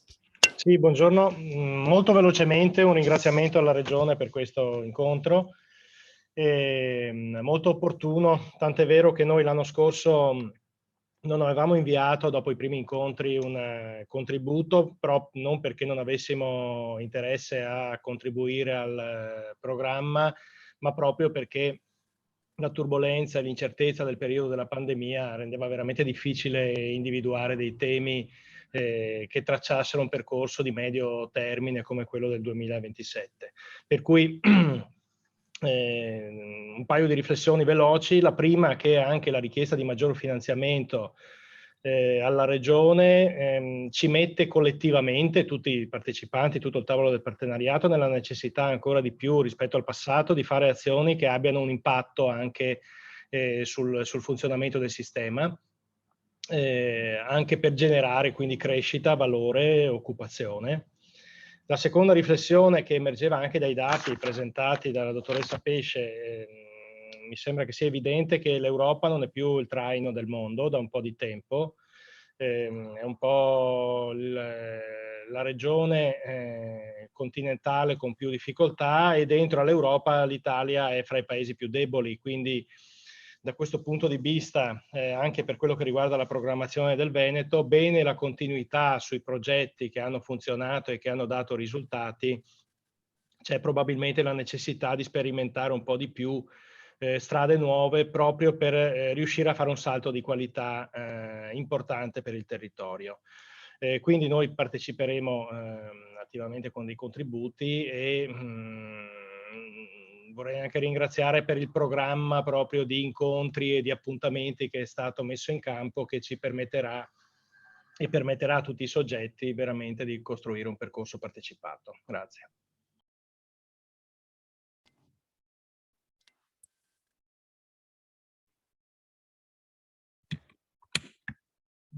Bene, grazie, grazie, sì, sì, ovviamente c'è tutto il tempo di contribuire. Adesso c'è Paolo Ravenna che chiede o se vuole intervenire lei se nei singoli tavoli si tratterà il tema della mobilità sostenibile. Ovviamente sì, se ne tratta proprio nel primo, quindi la settimana prossima, il 29 aprile.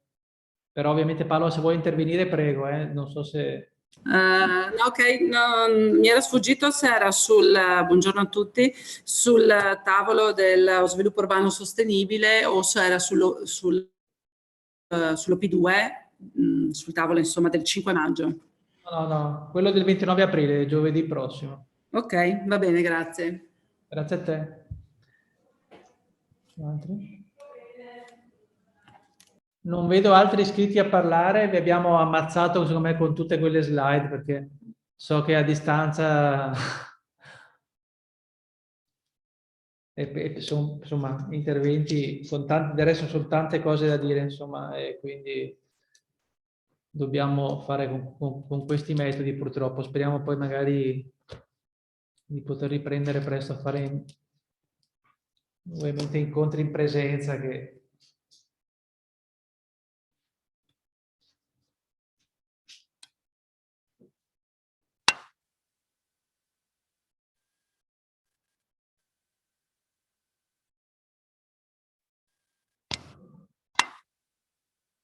riesco a attaccare.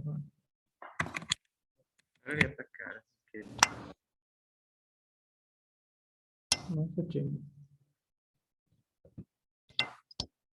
Eccoci qua. Allora, mentre magari ci pensate, dottor Cecchinato risponde velocemente alla prima osservazione dell'assessore del comune di Rovigo. Grazie Assessore per questa domanda. Allora, già in un evento, nell'evento annuale con il quale abbiamo chiuso un'esperienza, immagino anche voi abbiate approfittato, un'esperienza relativa a tutta una serie di riflessioni, 6 webinar abbiamo fatto, più quello conclusivo, sullo sviluppo urbano sostenibile, sia riepilogando le azioni che abbiamo implementato in questa programmazione, sia quelle che ci sono nei regolamenti e previste per sia all'interno dell'obiettivo di policy 5 sia all'interno degli altri obiettivi di policy. Già l'assessore aveva detto che sicuramente si darà continuità ai soggetti, quindi alle aggregazioni, alle aree urbane che già ora ci sono. Con, tra virgolette, un punto di domanda, diciamo così, per l'area metropolitana, perché già quella viene sostenuta attraverso il PON Metro.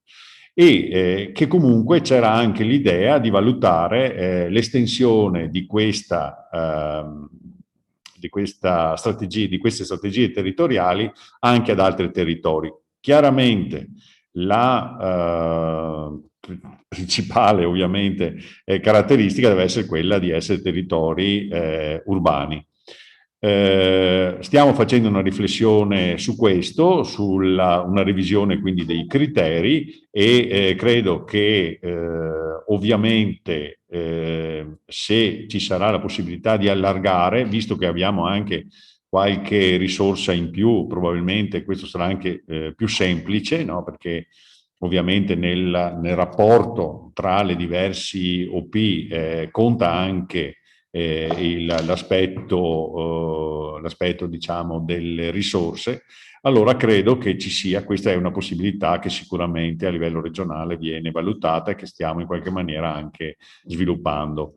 Come vi dicevo, il percorso sull'individuazione delle aree deve necessariamente accompagnare questa fase di invece ragionamento più sulle strategie e sui contenuti degli OP. Questo perché l'accordo di partenariato e la stessa Unione Europea sono abbastanza esigenti rispetto all'avanzamento delle strategie subregionali, quindi le strategie territoriali. Sarebbe preferibile che fossero già dentro i programmi. Non so se ci riusciremo, però sicuramente stiamo lavorando in questo senso. Quindi a breve sicuramente teniamoci in contatto, avrete delle informazioni, delle notizie e potremo scambiarci ovviamente le impressioni e anche qualcosa di più a riguardo. Grazie. Bene, ha chiesto la parola Italo Candoni, Confindustria Veneto, prego.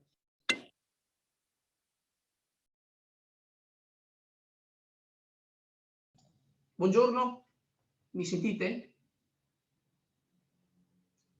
Buongiorno. Sì, la sentiamo, grazie. Perfetto, buongiorno a tutti. Allora, poche riflessioni flash nella logica costruttiva che caratterizza un po' questo incontro. Peraltro sono osservazioni che noi come associazione di rappresentanza abbiamo inviato alla Regione ancora a dicembre 2020. Le riflessioni sono 4, e fermo restando la centralità del partenariato, che mi pare però sia stata assolutamente acquisita e anzi ringraziamo la Regione per questo impegno. La prima riflessione è sulla continuità. Giustamente il dottor Romano ha sostenuto che la continuità è ovviamente su ciò che ha funzionato nella precedente ed ancora vigente programmazione, non su ciò che non ha funzionato. Tuttavia noi riterremo importante, e lo diremo ai tavoli che si aprono, anche una riflessione su una discontinuità, almeno relativamente ai 2 megatrends sulla digitalizzazione e sulla sostenibilità, che ci paiono molto molto importanti. La seconda brevissima riflessione è sul fatto che molte voci degli OP, almeno nel documento vecchio che abbiamo potuto consultare fino ad ora, sembravano non richiamare direttamente una progettualità di impresa. Mi riferisco alla mobilità sostenibile, alla gestione dell'acqua, alla vicinanza ai cittadini. Ovviamente sono voci non riferibili alla regione, ma della comunità europea, chiaramente. Ecco, e questo ci farebbe pensare a molte misure pubblico su pubblico. Noi riteniamo invece molto importante che si richiamino voci che fanno invece riferimento diretto alla progettualità dell'impresa. Anche questo sarà evidentemente oggetto dei tavoli. Terza riflessione, quella sulla semplificazione. Sia il dottor Romano che Pietro ci hanno confermato che anche questo sarà oggetto di studio e di applicazione. Per noi è importantissimo. Alcune regioni, penso all'Emilia Romagna, che stanno pensando di lavorare addirittura su uno schema di bando unico. Insomma, anche qui sulla semplificazione cerchiamo come partenariato di dare un contributo. Da ultimo, noi avevamo richiesto che alcune tematiche, in particolare il turismo, fosse come la cultura trasversale, quindi non presente necessariamente su un OP X o Y e non presente su quello Z, ma appunto come la cultura tematica trasversale. Riconfermo la nostra piena disponibilità a collaborare sulla declinazione operativa dei singoli OP e quindi ci rivedremo nei tavoli già previsti dalla Regione. Grazie molte.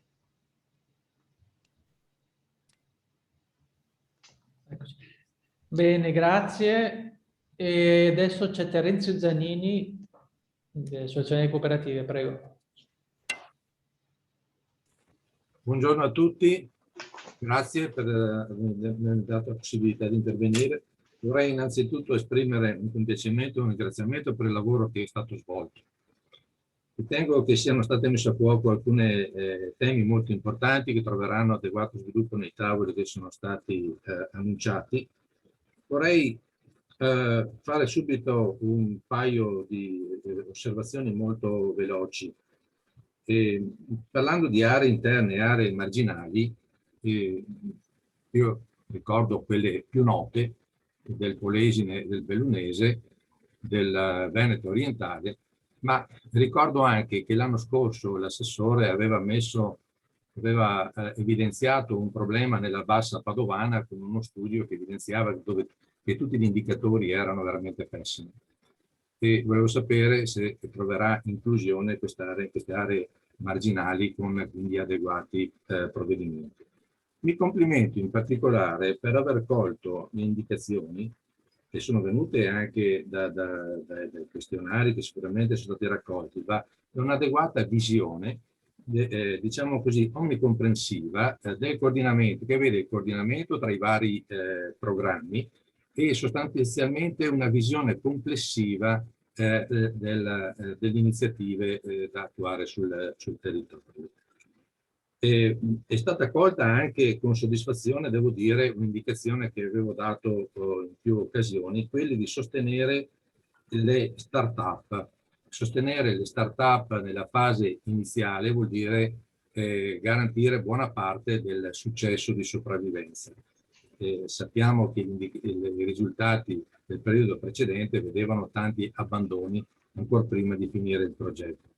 E quindi la possibilità di utilizzare il fondo sociale per andare a sostenere l'investimento, che deve essere sicuramente di tipo materiale, eccetera, ma anche di tipo immateriale, che sono le competenze imprenditoriali che la startup deve acquisire, è sicuramente un dato che garantisce più possibilità di successo. Poi sulla banda ultralarga obiettivamente abbiamo discusso tanto nel periodo precedente e sappiamo di quanto sia importante, quanto sia necessaria, soprattutto per quelle aree marginali di cui abbiamo parlato. Ecco, io ritengo che la strategia adottata, quella della partecipazione molto, molto ampia a questi tavoli, a queste discussioni, sia una strategia che parte dal basso, di tipo bottom-up, che sicuramente al quale noi dobbiamo dare tutto il sostegno e la partecipazione possibile, perché in questo momento la partecipazione è fondamentale. I dati europei, nazionali e regionali li conosciamo e credo che qui sia importante e determinante uno sforzo da parte di tutti. Per cui noi con le cooperative faremo la nostra parte e ci saremo. Grazie. Grazie, adesso c'è Francesco Delia. Non so di quale, non lo conosco, non so di che organizzazione sia, quindi magari se lo dice quando interviene. Grazie. Sono Francesco Delia, ciao Romano, sono un ex collega della Regione Veneto. Ma cosa rappresenti? Perché sì. Io rappresento la Confedir, come ho già scritto anche nella mia iscrizione a questo ampio servizio che stai rendendo alla comunità veneta, e per cui ti esprimo a te e ai tuoi collaboratori la più grande gratitudine per l'iniziativa, che sono sicuro avrà successo, speriamo anche grazie col nostro contributo. Il programma tecnicamente e politicamente non è semplice e non sarà facile affrontarlo, occorrerà studiare, verificare, ascoltarvi, soprattutto le questioni tecniche che voi ci avete sottoposto non saranno facili da affrontare. In ogni caso, data anche la nostra posizione nell'ampia organizzazione amministrativa, eccetera, della nostra italiana e della nostra regione in particolare, sono convinto che contribuiremo con il più grande entusiasmo al tavolo 2, che riguarda occupazione, istruzione e inclusione sociale. Vi ringrazio per tutto quello che state portando avanti e contate anche sulla nostra collaborazione eventuale anche per gli altri tavoli. Grazie. Grazie. Adesso Matteo Ribondi, CNA Veneto, grazie. Ringrazio anch'io per il lavoro svolto. Volevo soffermarmi velocemente su due aspetti che ho visto, che sono stati ripresi anche da qualche altro intervento. L'importanza di provare a, anche attraverso il lavoro dei tavoli, a trovare delle strade per ripensare un po' anche i modelli di sviluppo e di rilancio delle imprese del territorio, perché lo sforzo che abbiamo davanti è questo, cioè ci sono anche delle risorse in più, ma abbiamo uno sforzo veramente grande da fare per supportare un cambio di impostazione che necessariamente tutto il tessuto economico ha in questo momento, e soprattutto alcuni comparti che ci devono ripensare completamente. Riporto l'attenzione anche su un aspetto che è già stato affrontato, ma comunque troverà forza anche nei ragionamenti dei tavoli, che è quello delle filiere strategiche, che sono necessarie da supportare per provare a dare nuova attrattività al Veneto.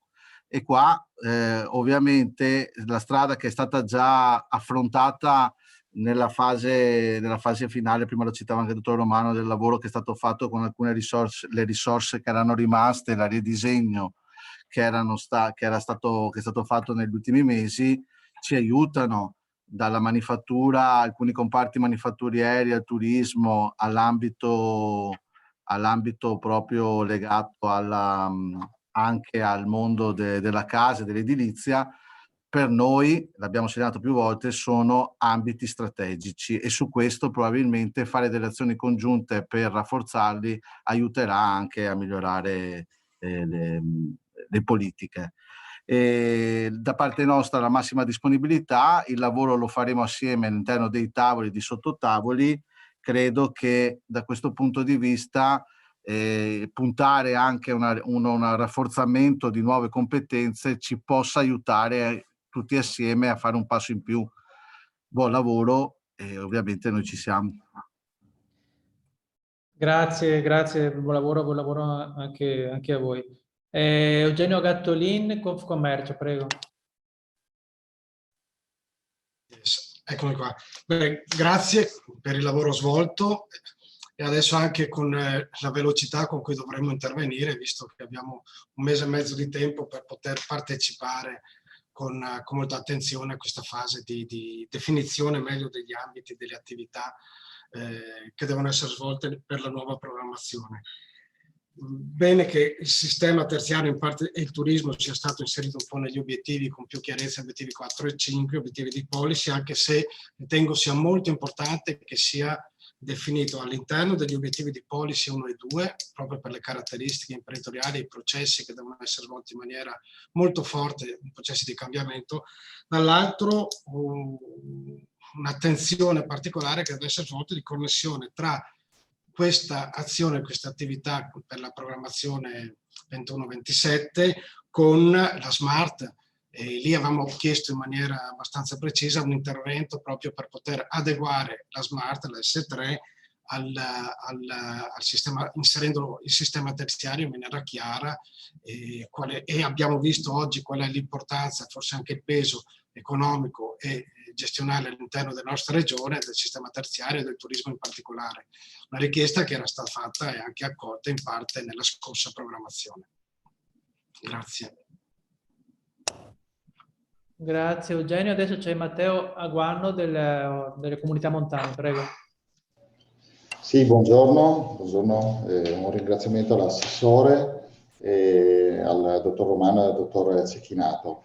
Il mio è un intervento molto breve, molto puntuale, in attesa anche di poter partecipare ai tavoli che avete organizzato e che avete presentato quest'oggi. E durante la presentazione si è parlato anche della possibilità, peraltro presente anche nelle precedenti programmazioni, ma mi pare diciamo che in questa si presenti con modalità anche nuove relativo al rafforzamento amministrativo. Ecco, io penso che l'irrobustire, diciamo così, il telaio istituzionale ahimè fortemente indebolito in questi ultimi anni, è un elemento e un'azione strategica per riuscire a mettere a terra, diciamo così, le disponibilità di questa programmazione, in particolar modo per quanto riguarda gli ambiti e gli approcci di tipo territoriale.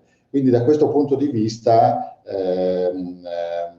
gradirei potesse essere presa in considerazione la possibilità anche di pensare a dei modelli, diciamo così, nuovi, stimolanti, anche in una logica di capitalizzazione, diciamo così, di questo potenziamento amministrativo che potrebbe ben prestarsi all'utilizzo di altri fondi in questo particolare momento storico derivanti dall'emergenza Covid. Grazie. Grazie a lei. Adesso Marco Sartori di Agis Triveneto. Buongiorno a tutti, grazie. Un intervento sì molto rapido. Sapevamo fin dall'inizio che la cultura era all'interno delle linee guida e poi degli obiettivi una tematica trasversale.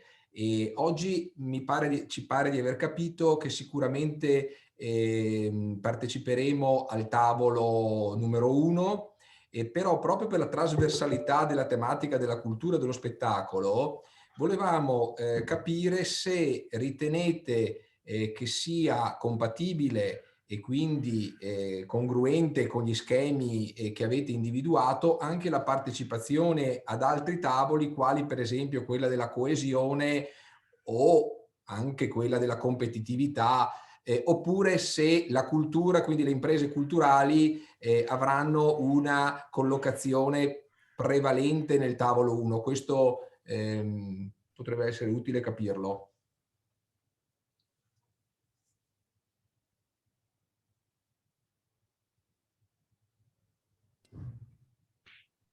E adesso poi rispondiamo a questa. Marco Comin, Confartigianato Veneto.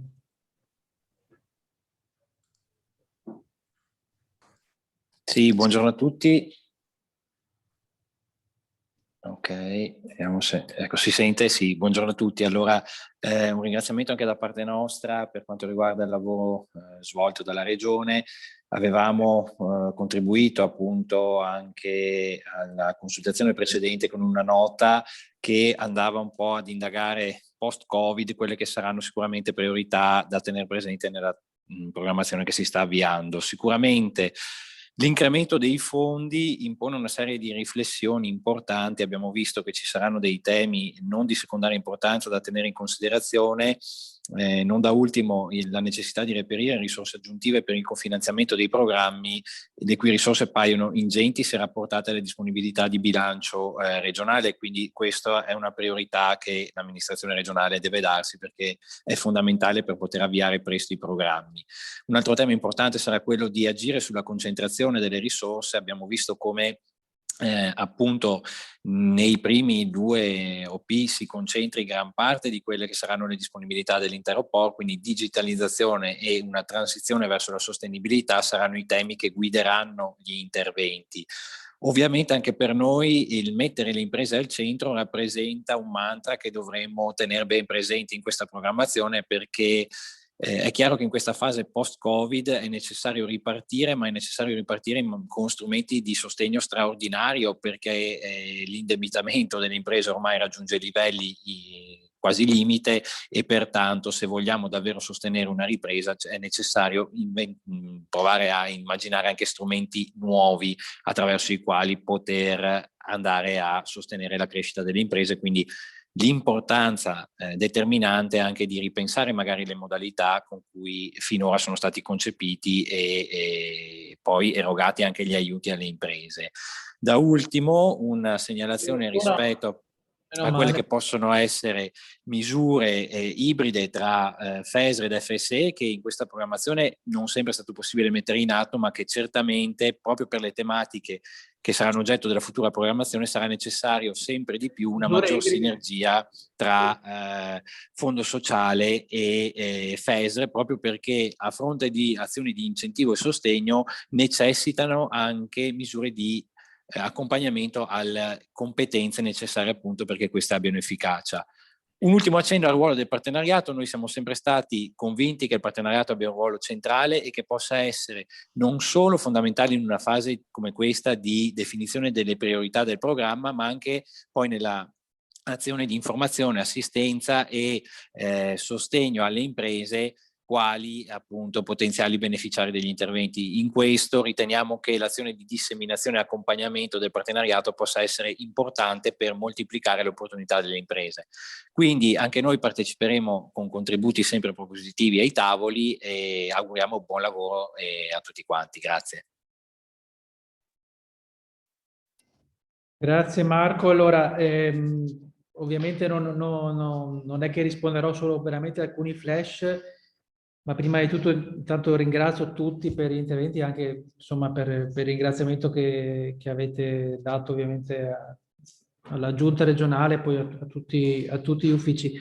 Vi manderemo una mail comunque con il materiale e con le istruzioni per cercare di aiutarvi insomma nell'adesione ai vari tavoli. I tavoli sono aperti, non c'è un vincolo, la cultura su uno più o su un altro. Ovviamente, purtroppo, come vi è stato illustrato, abbiamo una capienza limitata perché c'è ovviamente una metodologia che altrimenti non funziona. Se si partecipa a una stanza in 50 persone non si riesce a fare il lavoro che vorremmo fare. Questa è l'unica limitazione che purtroppo abbiamo per dover fare questi incontri di partenariato ovviamente a distanza.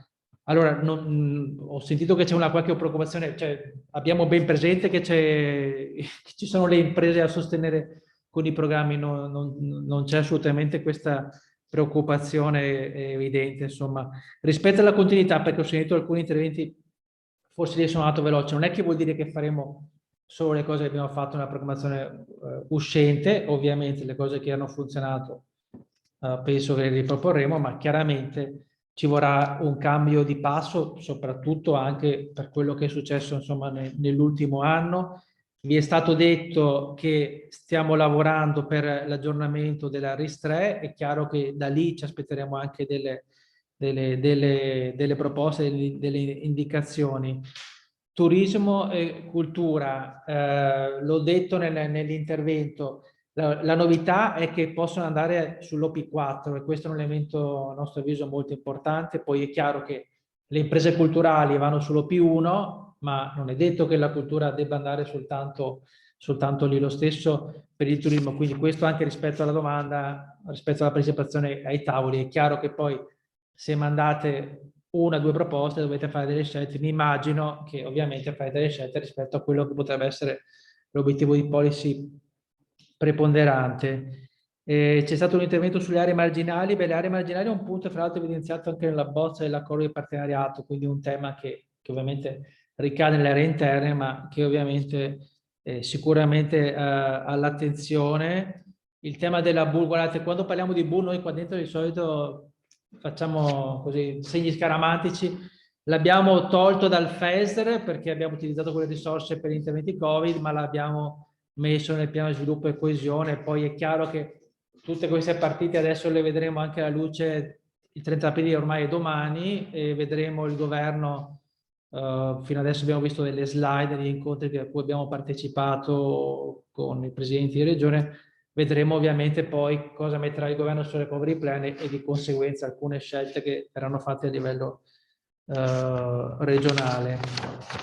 E rafforzamento amministrativo, certo, un punto, un cardine. E rispetto all'ultimo proprio intervento sulle misure ibride FSFS, è chiaro, insomma, è uno dei nostri obiettivi, il fatto di di lavorare su programmi operativi insieme serve per poi poter essere in grado di fare alcuni interventi in misura congiunta. È una richiesta che c'è sempre stata fatta a livello territoriale, perché poi ovviamente se io sono un'impresa, una pubblica amministrazione, in realtà la fonte di finanziamento mi interessa poco, a noi interessa perché questo ci pone dei vincoli eccetera, ma l'obiettivo è quello di lavorare in misura congiunta, assorbendo noi le complicazioni, speriamo, e cercando di trasferirle poche ovviamente al territorio, a chi accede ai fondi. Mi sembra di, non so se ho dimenticato qualcosa, non ci sono altre richieste di intervento, quindi direi di chiudere, quindi vi manderemo una mail con le indicazioni operative. Il prossimo tavolo, il primo tavolo è il 29 aprile e quindi insomma ci rivedremo con chi chiederà di partecipare a breve, quindi grazie a tutti e buon lavoro.